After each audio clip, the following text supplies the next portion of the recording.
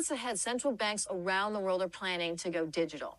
Many of the legacy banks you've heard of, where you probably even keep your money, like Bank of America, Chase, Citi, Wells Fargo, they're about to be reset, overhauled by a new type of technology called fintech, which is short for financial technology. Yeah, can I ask you, what exactly does that mean for the banks and all of us, you and me?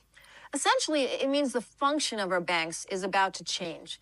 They probably won't raise public suspicion about it by changing the signs on your bank's branches. But according to my sources, the Federal Reserve will soon own all the banks. And your local branch, it's simply going to be like a licensee of the Fed.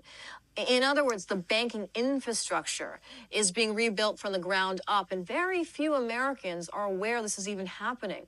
We are right on the verge of a once-in-a-generation opportunity to profit by investing in the companies that are building out the architecture for this massive shift. Put simply, financial technology is revolutionizing the $23 trillion old guard banking industry. You see, over the past 3 years, while the total value of U.S. bank stocks has slid by 30%, the total value of fintech stocks has increased by 272%. This chart shows the early stages of this huge distortion in action. It's amazing. Why don't we hear about this shift in the news? I mean, this seems to me like it should be a front page story. I totally agree.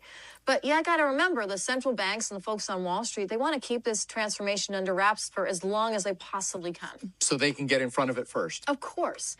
And to avoid panic. This reset will be a huge shock when Americans catch on. That's why the average person won't hear a word about the story until it's obvious to just about everyone. And by then, it's going to be too late. Yeah, the profits will be gone. Right, the same way it works with any world-changing investment story.